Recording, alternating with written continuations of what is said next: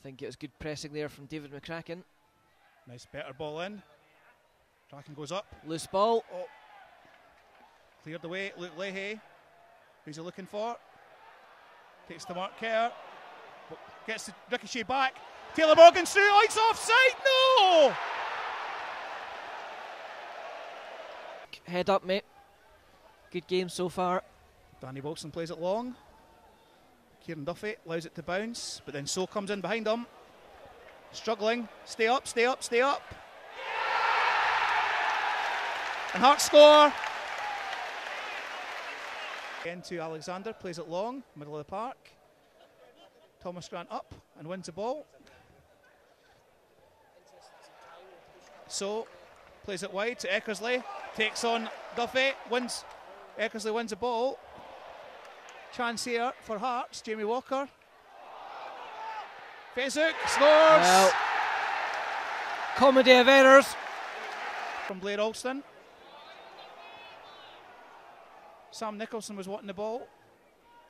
Neil Alexander thinking otherwise. But then ball goes long.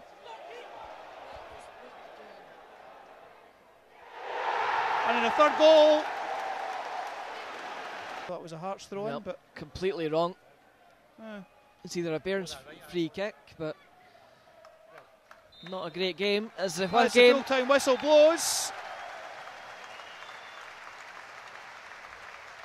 And unfortunately, sad news here at the Falkirk Stadium. It's Falkirk 0, Hearts 3.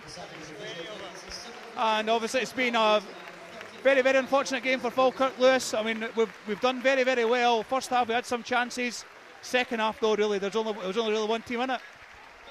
Yeah, I think you need to be gracious to Hearts. I think, as I say, in the first half, really nothing to separate the teams at all. Falkirk had their own chances as well as the Jambos. Falkirk considered themselves very unlucky not to have a strong penalty claim that the referees seemed to somehow miss. And then a disallowed goal, of course, not long before that as well. Hearts with their goal, and of course a great save by Jamie McDonald just before half time. So really nothing to separate the teams in terms of overall performance, but Hearts did have that numerical advantage on the scoreboard when it counts. But I think for me the thing that changed things, it wasn't that third goal and the mistake at the end there, it was the second goal.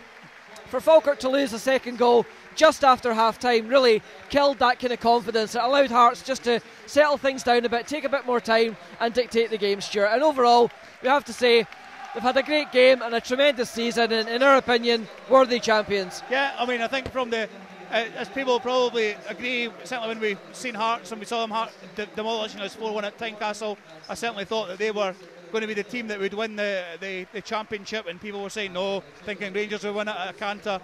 But they are a complete team, they're strong, they've taken their medicine, unlike other teams in Scottish football, thinking that they would maybe walk through the leagues. But Hearts knew they had to take their medicine. They decided to play youngsters in the second half in the SPL as it was then, and it's brought dividends. It shows as well, you play the youth, you give them the games, you've got a chance of hopefully getting some good football, as Falkirk have tried to do as well. Yeah, absolutely. I think, it's been a cracking season for them. They have, as you say, the big thing was the fact when Rangers went down, they did the wrong thing in my opinion completely, bringing in overseas players and journeymen. Hearts knew, let's be honest, with their points deduction last year, they knew they were going to go down realistically, but they responded to that in the perfect way.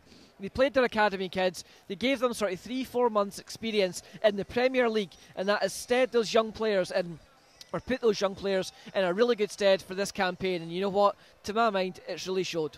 Yep, and unfortunately for Falkirk, obviously the early team news was that no Rory Loy. You can see that he is a big player for us, that we do miss Rory Loy when he's not playing. Yeah, absolutely. It was a massive miss. I think he brings a real composure in the final third for Falkirk, and I think where Falkirk struggled for me today was in that final third. We saw earlier in the game that Morgan had the beating in the entire Hearts defence for pace.